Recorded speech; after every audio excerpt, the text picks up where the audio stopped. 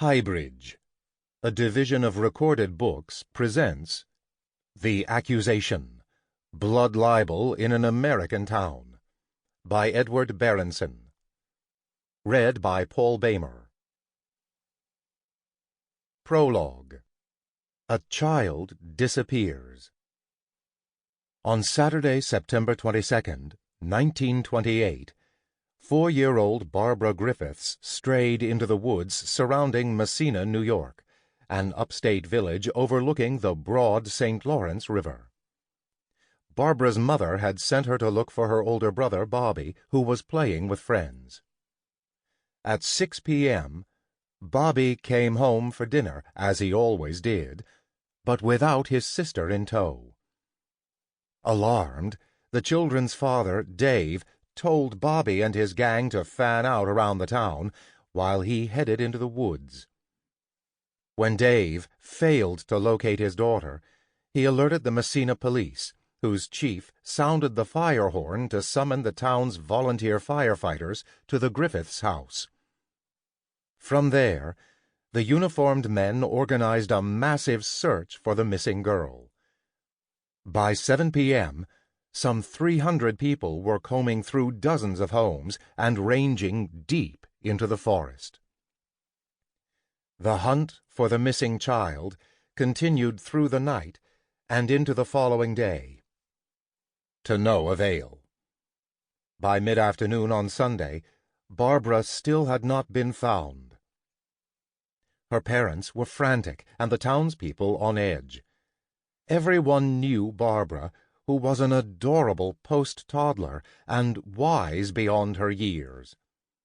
A picture taken shortly before Barbara's disappearance shows her with page-boy hair and a pensive smile. She stands at a right angle to the camera, but her head, slightly bowed, faces the photographer boldly. She's neatly, but not fancily dressed, with loose leggings, a dress floating just above her knees, and a short, double-breasted coat. Most adults would have found her precious, which is why so many had jumped so readily into the effort to find her. Had Barbara fallen and hit her head? Had she been attacked by animals? Indians? An escaped criminal? Or had something more diabolical taken place? Several hours into the search, someone, it's unclear who, floated the idea that Barbara had been kidnapped and killed by the Jews. She was a victim, voices said, of ritual murder, of the Jews' supposed need to ritually kill Christian children and harvest their blood.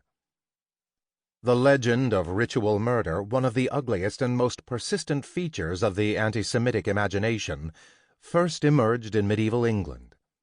It held that Jews required young Christian blood for matzah making or other darkly religious needs. Corporal H.M. Mickey McCann, the state police officer called in to direct the search for Barbara, said the ritual murder accusation originated with a foreigner living in town, and that he believed it. So did Massena's mayor, W. Gilbert Hawes.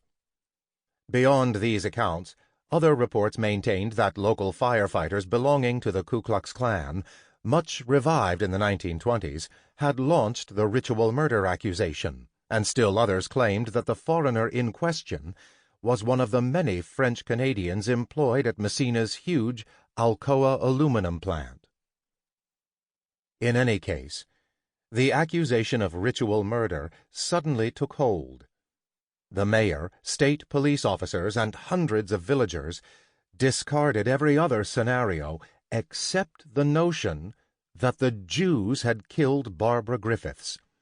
Surely the least plausible of all the explanations villagers had advanced. That so many jumped to this conclusion was especially bizarre, because this accusation against Jews, although common in Europe, was essentially unknown in the United States. A few reports of isolated accusations with little community response appeared from time to time in Yiddish-language newspapers, but Massena stands as the unique case of the blood libel, as the Jews called it, gripping an entire American town and taken seriously by the authorities. Why Massena, New York? And why there, but nowhere else in the United States, and at no other time? What did the accusation and its outcomes say about the place of Jews in American life, especially in the wake of intense, weeks-long press coverage of the incident nationwide? And how, ultimately, did American attitudes about Jews compare with European ones? These questions and others moved me to delve into what would be both a personal family history and the history of the blood libel against the Jews. I was born in Massena, my father's birthplace as well, and my research took me back to the village for the first time in nearly 40 years. My great-grandparents, Jesse J. Kaufman and Ida Tarshish Kaufman, were perhaps the first Jewish residents of the village, landing there in 1898 with their 2 baby girls, Harriet, my grandmother, and Sadie. Their son Abe was the first Jewish child born in the village. Both Jesse and Ida had come to the United States as teenagers in the early years of the massive Jewish influx from Central and Eastern Europe. Their birthplaces had once belonged to Poland, but after the partition of that country in 1815, Jesse's hometown, Bielica, ended up in Prussia and eventually the German Empire, while Ida's, Aran, was integrated into the Russian Empire. Jesse started out in New York City as a delivery boy and, like so many other young Jewish men, soon turned to peddling. He followed the Erie Canal north to Albany, then west to Utica, and finally due north again until he ran into the St. Lawrence River and the Canadian border at Ogdensburg, New York. As a male, even a young one, Jesse could emigrate by himself. Ida came with her brother and his family, and their trajectory stretched from Boston to Burlington, Vermont, before arriving in Ogdensburg at around the same time as Jesse in the early 1890s. Ida ran a small general store until she married Jesse in 1895. The couple soon decamped to Massena, attracted by business opportunities in a town whose economy seemed about to take off. It had been an agricultural backwater until then. Massena was the last part of New York State settled by Europeans. After the American Revolution, the U.S. government gained rights to the area by giving the Mohawk Indians a lump sum and the promise of annual payments. The transaction was interpreted differently by the United States and by the American Indians, and ownership of parts of the land remains in dispute to this day. U.S. officials believed the land belonged to the government, and they urged people to move there to prevent the British from pushing the Canadian border to the south. Most of the newcomers hailed from New England and came in search of cheap, arable land, though the climate was rude, with winter temperatures sometimes dropping to minus 30 degrees Fahrenheit. The St. Lawrence River drew settlers as well, since lumbermen could fell trees from the virgin forests and float logs down to Montreal and Quebec, where ships and furniture were built. The town of Massena itself is far from beautiful, sitting as it does on the flat plain that extends from the St. Lawrence River to the first rises of the Adirondack Mountains. The mountains are stunning, and each season gives them a different kind of beauty, from the glistening snow of the long winter months to the dark waters of the pristine glacial lakes. Just north of Massena, the St. Lawrence River flows lazily toward the town before erupting into the Long Sault Rapids. This roaring waterway divides the St. Lawrence into separate channels, long impassable on the north side and navigable downstream only on the south. These rapids would be tamed only with the building of the St. Lawrence Seaway in the late 1950s. Two tributaries of the St. Lawrence, the Grasse and Raquette rivers, cut through the village of Massena and give it a certain charm. The various bridges that cross the waterways distinguish Massena from other riverless upstate towns, although spring floods regularly washed the bridges away. These flowing tributaries encouraged the building of sawmills, grist mills, cement mills, and woolen mills, all of which lifted the economy but did little to beautify the town. Still, by the 1920s, Massena's main street would boast 2 rows of solid-looking brick and limestone buildings, many of them housing Jewish shops. Side streets accommodated dozens of impressive homes. Industrial workers, however, lived in modest quarters. The Alcoa aluminum plant, built close to the St. Lawrence, marred certain river views, but elsewhere in Massena, the St. Lawrence shimmered majestically to the north. Equally impressive was Barnard Island, one of the largest of the great river's many slivers of land. Massena annexed the island in 1814 after the close of the British-American War of 1812. American Indians had lived in or traversed what became Massena for hundreds of years before 1812. The pioneering Europeans who settled in Massena after the American Revolution found themselves isolated from the rest of the United States, perched as they were in an ill-defined borderland on a northern edge of the country. They found themselves hemmed in to the north and west by the St. Lawrence River, which was frozen 3 to 4 months of the year, and to the south by the forbidding Adirondack Mountains. The Erie Canal was a rigorous 150 miles to the south, and the sole route east to Vermont depended on a narrow footpath that snaked through thick forests and dead-ended into Lake Champlain. Massena's early inhabitants likely didn't feel much sense of belonging to the United States. The town was named by French-speaking migrants after the Napoleonic general André Massena. This was an odd choice, perhaps, since his armies committed terrible atrocities in Sicily and elsewhere during the French military campaigns. A nascent U.S. identity took hold during the War of 1812, when the government feared a British invasion from the north and placed the village on alert. But an invasion never came, and a solid U.S. belonging lay decades in the future.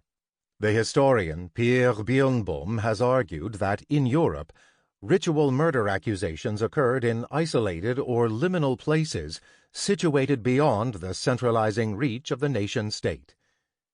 In the Massena case, this explanation would not suffice. For most of the 19th century, Massena's economy was built around agriculture, mainly for subsistence in the early decades and for regional markets as roads were built subsequently. The town's first major industry was dairy farming, but entrepreneurs also established several small sawmills powered by the swift current of the Grasse River. After Massena residents discovered 2 natural sulfur springs in the 1820s, the village became a small mecca for the 19th century's version of medical tourism. Local Indians had long used the springs for medicinal purposes, naming them Kanaswastakeres, or the place where the mud smells bad. And like the Native Americans, doctors of the era commonly believed that taking the waters would cure a variety of ailments, from skin diseases to ulcers. A few hotels were built to house the spa-goers, but Massena remained too isolated, even after a railroad went in, to become a major center for the water cure. In the late 19th century, it succumbed to competition from more easily reached places, such as Saratoga Springs, New York, and even Hot Springs, Arkansas. What transformed Massena's economy was the building of a 3-mile-long power canal to harness the hydroelectric potential of the St. Lawrence and Grasse Rivers, which run parallel to each other 3 to 4 miles apart before the Grasse empties into the big river downstream.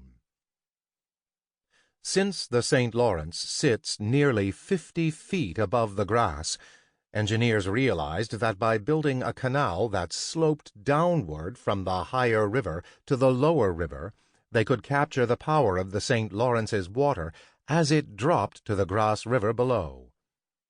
The project, begun in August 1897, required 2,000 workers. To find them on the cheap, the Lehigh Construction Company recruited immigrant labor right off the ships at Ellis Island. A great many of these workers were Roman Catholics from Italy, Poland, Ireland, and Austria-Hungary.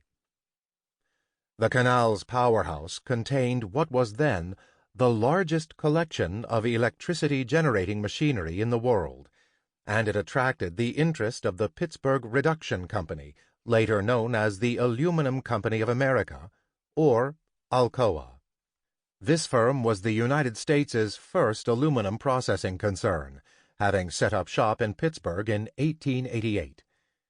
In search of more power to meet the growing demand for the lightweight, durable metal, the enterprise built a subsidiary in Niagara Falls, New York, in 1895, and then in Massena in 1902. Many alumni of the town's completed power canal project went to work for Alcoa, but the rapidly growing smelting plant needed so many laborers that it also recruited directly from steerage class at Ellis Island and from French and English Canada. The number of workers blossomed from the original 67 to 1,200 in 1914, 2,500 in 1915, and 3,000 in 1920. My grandfather, Edward Berenson, was one of those Alcoa workers, having earned a degree in chemical engineering at MIT. In 1917, he moved from his hometown of Boston to Massachusetts after being offered the Alcoa job. Ed's wife-to-be, Harriet Kaufman, the daughter of Jesse and Ida, attended a 2-year college in Syracuse and found employment as a secretary at the St. Lawrence Power Company, which now oversaw Massena's power canal. Shortly after marrying in 1919, they left their respective jobs to open a store and eventually joined the main family business, Kaufman's Department Store. With the power canal and then Alcoa, Massena was transformed almost overnight from a largely agricultural community of Protestant, old-stock Americans to an industrial boomtown with an ethnically and religious diverse population of Catholics, Protestants, Greek Orthodox, and Jews. In 1870, the village of Massena contained just 483 souls, virtually all white Protestants. The village's population more than doubled to 1,049 in 1890 and doubled again to just over 2,000 in 1900. It rose to 2,951 in 1910, 5,993 in 1920, and 10,637 in 1930. The 1930 United States Census shows that nearly 30% of the village's residents, 3,091, were foreign-born, and that, for another 27%, one or both of their parents had been born abroad. 70% of the non-native-born residents had come from Canada, equally divided between French and English-speaking provinces. Most of the rest had emigrated from Russia and Eastern Europe, 11.6%, Italy, 5.6%, and England, 3%. The makeup of people with foreign or mixed parents was similar.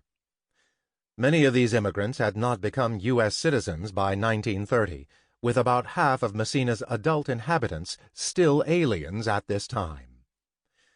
The village's meager housing stock couldn't begin to accommodate the influx of immigrants who were forced at first to live in tar-paper shanties without heat or running water. Most were single men. The married ones had left their wives and children behind, lacking diversions other than drink from their harsh conditions of work and life. They tussled with one another and with the local St. Regis Indians. More than a few long-standing residents became hostile to these uncouth foreigners and lamented their presence in town. The progressives tended to be equally unenthusiastic about the immigrants' alien cultures, but took steps to assimilate the newcomers by establishing Americanization courses designed to teach them English and instill American values. Immigrants often resisted such forced Americanization, and ethnic and religious tensions simmered beneath the surface of this rapidly changing town. Alcoa had sparked this influx of immigrants, and after a few years in business, the company became Massena's largest employer. It would remain so for nearly a century. Alcoa's workforce was male, save for a handful of secretaries and bookkeepers, but new industries, an insulation company, a silk mill, and a lingerie factory, provided jobs for the wives and daughters of Alcoa workers and other women who wanted employment outside their homes. These working people needed housing, food, clothing, and other consumer goods, which stimulated the local economy all the more and attracted other newcomers, especially Jews like my great-grandfather, with experience in retail trade. By the 1920s, roughly half of Massena's commercial establishments belonged to Jewish families, and, as in other small American towns, virtually all of Massena's Jews owned or operated retail businesses. Several became successful, and their prosperity evoked both resentment and admiration. Massena's Jews tended to perceive the resentment more acutely than the admiration, and the blood libel would hit them hard.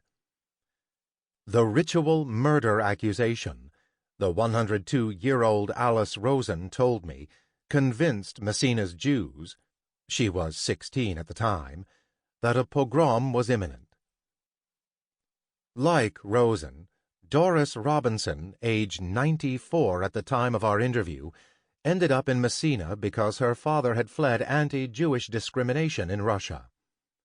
After being cleared through Ellis Island, he saw a sign advertising employment opportunities at Alcoa and immediately boarded a train to Massena, where he became one of only a handful of Jewish workers. Doris also took a job at Alcoa, a woman's job as a bookkeeper, and stayed there 44 years. Doris was too young in 1928 to have many direct memories of the blood libel, but the incident, she said, affected her life. At Alcoa, her boss was none other than Dave Griffiths, the father of the girl who had wandered into the woods, unwittingly creating the affair. Dave regularly asked Doris if she had animosity toward him and other Gentiles in the town, and she said she didn't. But she remembered being called a Christ killer as a child, and whenever a strike broke out at Alcoa, she endured anti-Jewish hostility while walking picket lines. One man told her Hitler had the right idea, and several blamed Jews for the labor unrest. Even so, Massena was too small a town to keep Jews and Gentiles apart, and relations between the two were civil, if not always cordial. There were a few Jew-Gentile romantic attachments in the village, but familial pressures on both sides placed marriage beyond the pale. Doris said that several of Massena's Jewish men and women remained unmarried for life because they were romantically attached to a Gentile. This was true of my great-aunt, Sadie Kaufman, who lived alone until she died. Bennett Abrams, a Jew, and Rita MacDonald, a Catholic, had a decades-long semi-clandestine relationship, both unwilling to marry across the barrier of religion. Tragically, as if in a pulp 19th-century novel, they finally made their relationship official as Rita suffered on her deathbed. In 1928, Massena's 20 Jewish families lived in their own religious world, having created a synagogue from the repurposed Congregational Church in 1919.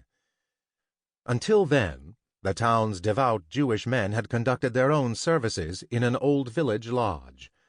With their first bona fide synagogue came a full-time rabbi, Beryl Brennglas, who had been working in the Adirondack village of Tupper Lake. Brennglas was born in Lithuania and attended a yeshiva there before emigrating to Wales and then New York City. He migrated upstate in search of a cure for his tuberculosis. Like their rabbi, essentially all of Massena's Jews had come from the region of Eastern Europe where what are now Lithuania, Poland, and Belarus come together. They shared the same dialect of Yiddish, the same tastes in food, and the same Orthodox Jewish practices and beliefs. Many were related by blood or marriage. This compact community, its members grateful to be in the United States rather than Imperial or Bolshevik Russia, suddenly found themselves transported back to the old world of anti-Jewish hostility from which they had fled. Chapter 1. The Accusation. At some point during the night of September 22nd, 1928, Corporal Mickey McCann of the State Police and Mayor Hawes decided to take seriously the rumor circulating through town that the Jews kidnapped and ritualistically killed Barbara Griffiths for her blood. Although there is no consensus about the source of this rumor, possibilities include a Greek cafe owner, an unidentified foreigner, a French-Canadian, and firefighters belonging to the Ku Klux Klan. A variety of Massenans agreed that 2 local Jews unwittingly had something to do with it.